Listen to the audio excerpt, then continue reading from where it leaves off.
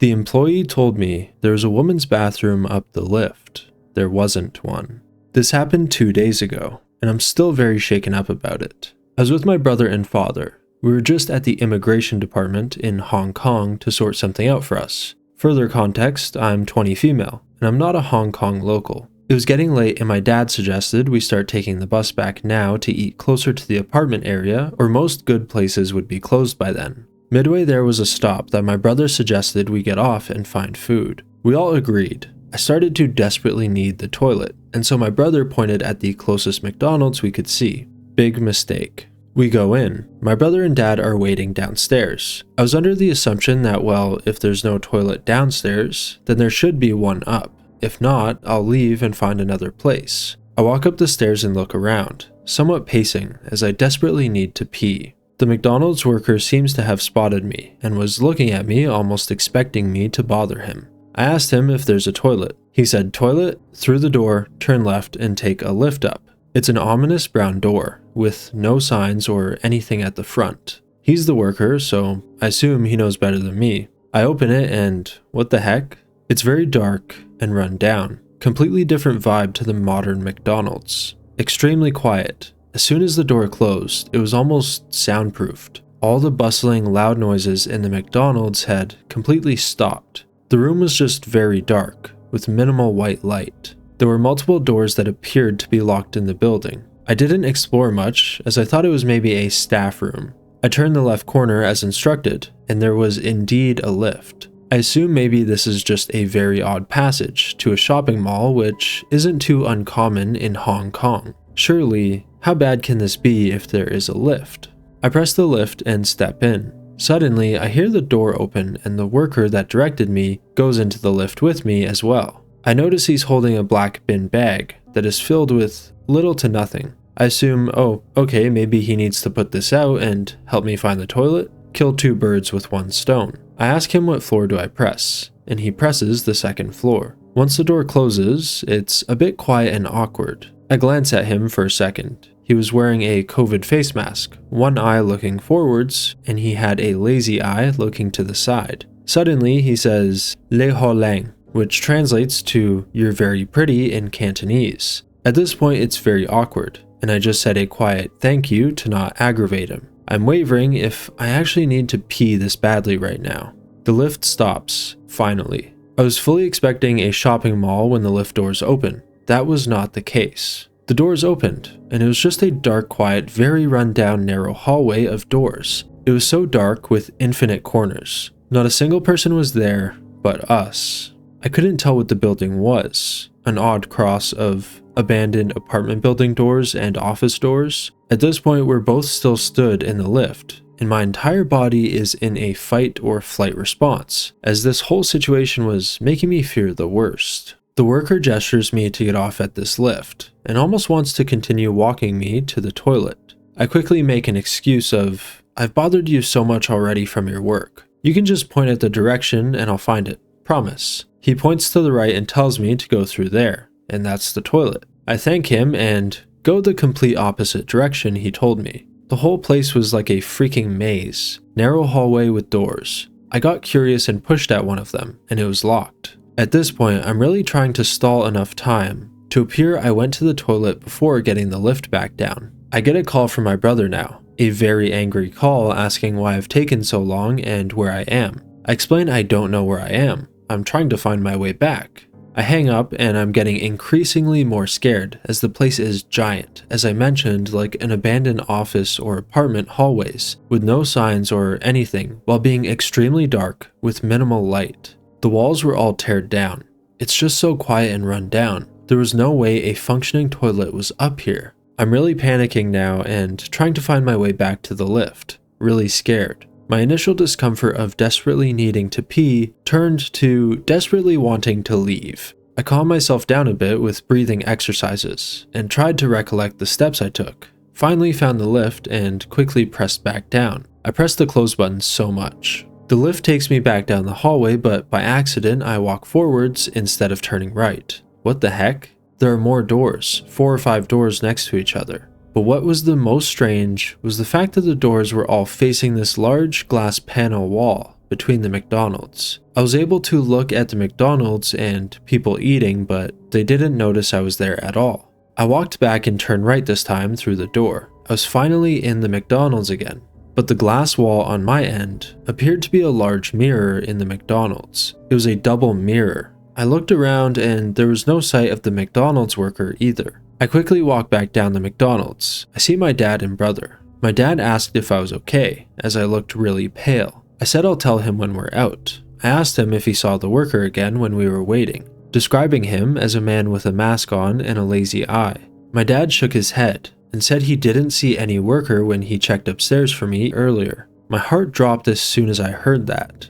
The worker was still up the lift? My dad also said, "Don't tell me you went through that lift. I opened that door and walked through a bit to find you. It was scary. Why were there so many doors and that glass? I thought there was something wrong. Got out immediately." Bear in mind, my dad is built and strong. He then sent my brother up to go look for me. Not sure why. My brother is pretty skinny and unathletic in comparison. He opened the brown door just to see and noped the frick out. He described it as looking like a big dark back rooms with the doors next to each other back to back. He did not want to walk in there to explore. I will never go to the toilets alone again, and seeing a McDonald's will forever hold this memory for me. Edit. Found out recently. Apparently they devised a plan that my dad was gonna go through every level through the brown door to start kicking down doors and shouting my name. He had a very bad feeling. If he wasn't back down or back down with me within 15 minutes, my brother was instructed to call the police.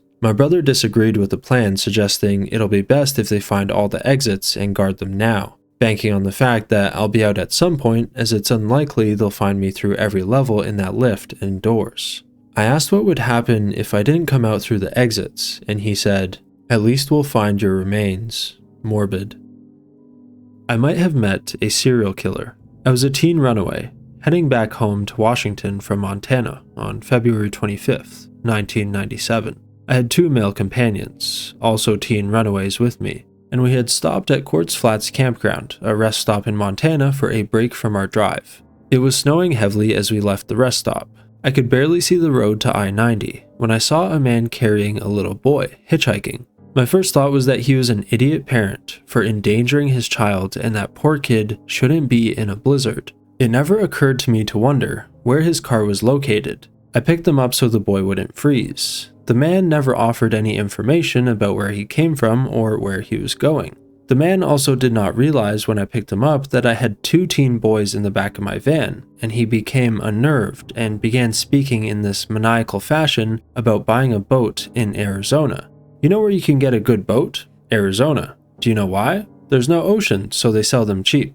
I was relieved when he turned to the boys in the back of my Plymouth Voyager and began talking to them, so I could tune him out and concentrate on driving. The man had curly brown hair with a devil's lock in the front, and a scar on his upper lip and his chin.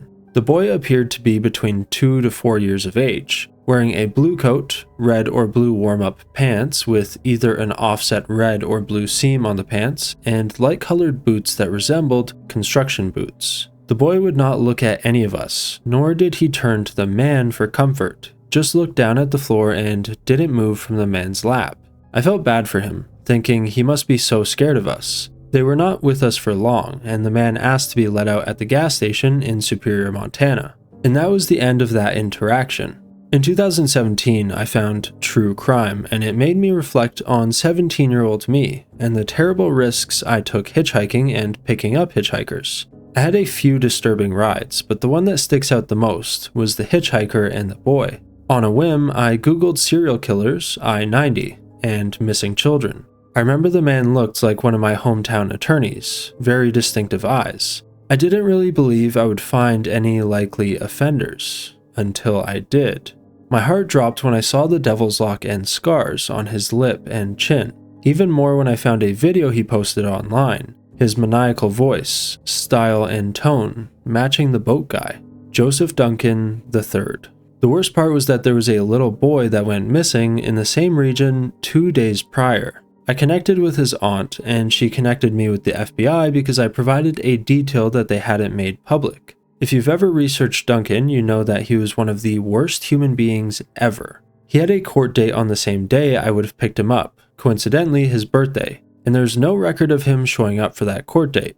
There was a warrant issued for his arrest in 1997 for missing a court date, and by April he absconded and ended up in California, where he took the life of another young victim. I wrote him a letter and he wrote back, and stated that he was not the man I picked up, but that I was very brave for picking up a hitchhiker. The letter is the weirdest thing I've ever received in the mail. Here's a link to the letter. And just in case you're wondering, the letter is still up and available, so if you want to read it, you can go ahead and look for it, go to this page, check it out. But anyways, let's continue. One more thing. While I was looking into the timeline of Duncan, I reached out to the 2 teenagers that were with me at the time. They both said that it could be him based on the photos and in the video, but they couldn't be 100% sure. They said the creepiest part was when the man turned around to talk to them and he said, "You're not buying any of this BS, are you?" And then he asked to be let out at the next town. My neighbor made a creepy confession, and now I don't feel safe in my own bedroom. I moved into a new flat just over a year ago, and since then I've mostly kept to myself. I have autism, ADHD, and social anxiety, so as you'd imagine, it's kind of hard for me to socialize and to introduce myself to new people and get to know them. This is relevant, I swear. My upstairs neighbor is a young guy. I don't want to say anything too bad about him, since most of my suspicions are based on just things I've seen happen around his flat, but I will say that he reminds me a lot of my mother, who was a drug addict and alcoholic, and that sometimes I heavily suspect he's a dealer too, but like I said, I only have my suspicions and no actual proof of that. Basically, I feel kind of uncomfortable when he's around me, and make a point to not be outside when he or his friends are. Yesterday though, I ran into him in the morning, and his behavior was a little off. He was staggering a little, and he kept approaching, hesitating, and then returning back to his front door. He did this maybe 5 times as I was wheeling my way back to my house. I'm newly disabled, so I'm still kind of awkward in my wheelchair, especially outside with the uneven ground and hills. I ignored this, but when I reached my front door, which is directly beside his, he spoke to me and told me something that makes me feel a bit nauseous. He basically said that sometimes when he's smoking in his back garden at night, he looks at me through my open curtain as I'm asleep. He said he does this because he's curious about me, and that he feels he's allowed to be. He says if I would talk to him and visit him more, he wouldn't have to go stealth mode. I just laughed it off and locked myself in my flat. I usually sleep with my curtains partially open because my cat likes being nosy, and the curtains I have are blackout ones, so I like to let some light in. The pitch darkness makes me feel nervous, but I don't like leaving lights on all night because I'm paranoid about fire.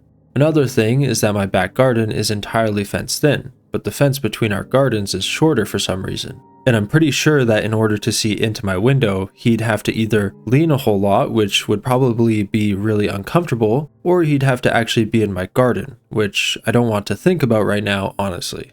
I'll obviously be closing my curtains from now on, but every time I'm in my room now, I'm looking out the window paranoid that he's going to be leaning over the fence, watching me. Careful what you say at a breakfast in a hotel. When I was 22 years old, I had a scary encounter while staying at a hotel for a job. Around 2010, I was working for a traveling photography group that took church directory photos. Each photographer drove separately from all over the place. So I was in Harlan, Iowa at the time. I was staying at a hotel along with other photographers who joined with me. I believe there was 4 of us, 2 guys, a girl, and myself. One morning, I went down to breakfast and was watching the TV in the hotel breakfast area. Someone was also down there, nearby, a guy. When he looked at me, I said, "Good morning," as I do wherever I go, just to be friendly. He said it back, and we had just a polite exchange. Something you would do with a stranger you never thought you would see again. He mentioned he was staying there with his team for a construction job. I go to leave and I say something very casual like, "Have a good one, see you later." He said something like, "We could hang later." I didn't think anything of it and just brushed it off like, "Yeah, maybe." I don't remember if it was the same day or not, but as I didn't work until 11 a.m., we tend to work from like 11 a.m. to 10 p.m., give or take depending on the size of the church, etc. I decided to go take a nap, since I didn't sleep well the night before. While laying in my room, I kept receiving phone calls to my room phone. I wasn't used to getting calls like that ever, so I just picked up. I would say hello, but nobody would answer. After a few times, I eventually took the receiver off and placed it beside the phone so it would stop ringing. When it was time to get up and leave, I left my room and saw the guy was there, in the hall. I waved casually, still not thinking anything of it. He asked where I was going, and I said I had to go to work. My friend showed up, female photographer, and I went with her to her car, as I was going to ride with her to the church. I told her about getting strange phone calls, and she mentioned that she did as well. Later that night, there was a thunderstorm. My photographer group and I stood by the hotel lobby door watching the lightning. It was thundering and extremely dark. There were chances for tornadoes, so we were keeping tabs with each other. Eventually, I go to my room for the night, and I hear a knock on my door. I didn't really want to answer it. However, I did, cracking the door to see who it was. It was the guy. He talked about how we could hang out, and I told him I was too tired after working all day and I needed to sleep. I shut the door. Now, I can't remember if this was the next morning or still night, but I recall him knocking again, but I wouldn't answer. I pretended to be either out or sleeping. I called my mom and started talking to her. I told her what was happening, and although I was scared, I almost acted like I wasn't when speaking to her. Suddenly, I had a weird feeling. I whispered to my mom, "Mom, hold on a second. I need to check something." I tiptoe as quietly over to my room door as possible. I look out the peephole and I see him. I then see him turn his head to my door, as if he was listening for something. My heart started to race. You know how the wall sometimes goes in for the doors, so there's like an indentation in the hallway for each room? Well, he goes to the wall away from the room that juts out. I think he thought he was hiding, because he tried to lean his head around the corner of the jut-out portion as if listening for something. I walked to the furthest side of my room, quietly, and whispered to my mom about how I'm scared. I called the front desk to complain like my mom suggested. I can't remember if I also texted my friend or called her, but she also complained to the front desk about the various phone calls she received. Eventually we were given new rooms, and the construction group manager was told by the hotel about one of his guys, and that creepy guy was told to stay away from us. I even told some of the church people about the situation, and they all said if we needed to stay with them we could. All very nice, but still, all strangers to me, and I didn't trust anyone at that point. I'm not sure what happened to him, as I didn't see him after that. I was a little jealous of my friend, because she ended up with a hot tub in her room, and I didn't, but it was fine. However, after that I was more aware and more careful with who I talked to and what I said. Need a third perspective on very creepy man. Hi all, hopefully I can get an opinion on this. This is not necessarily a horror story, but just real life. I'm a 21-year-old female, and I've been going to a gym in my area for the past 5 years. I have a very bad feeling about a man that goes to my gym. He's around my age, maybe a bit older. I've only had 3 total interactions with him, but tonight was extremely strange, but from the beginning.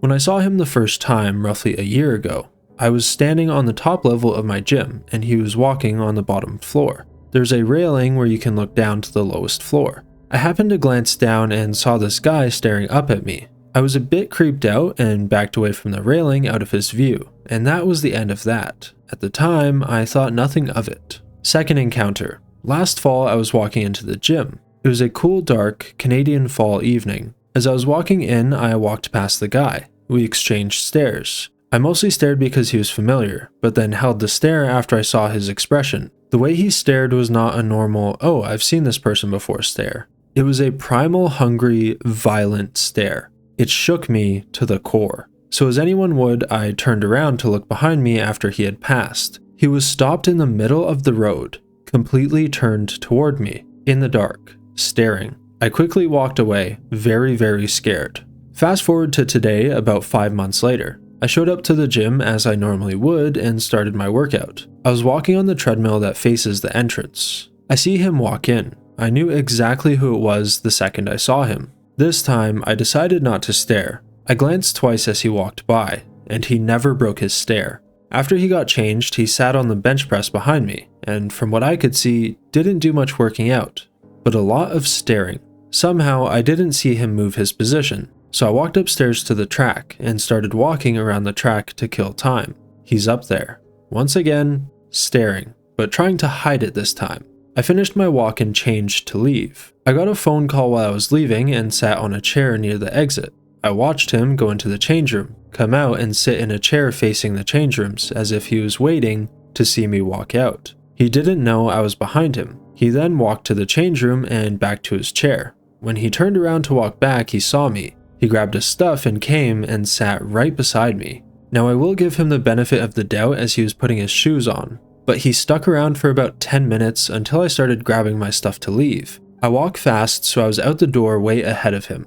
It's cold here in Canada, so I had to sit in my vehicle to let it warm up. I'm watching the gym doors to see where he goes in the parking lot. My stomach dropped. He got into a truck, parked right next to me. I had nightmares about the encounter in the fall. Now I'm worried about this being a real issue.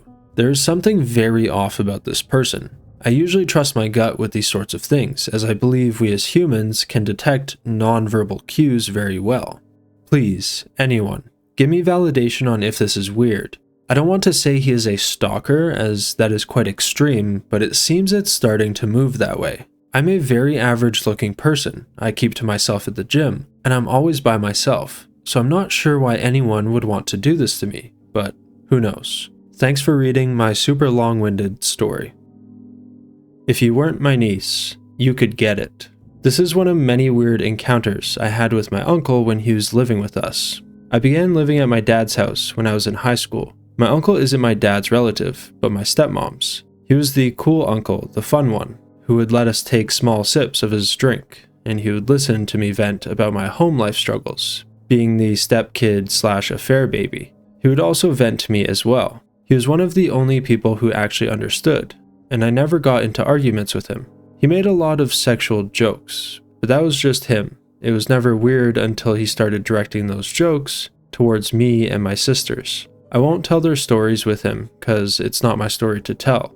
Anyways, back to this specific situation. He was the only one with a car at the house, so he would pick us up after school. This incident occurred when we were on the way home.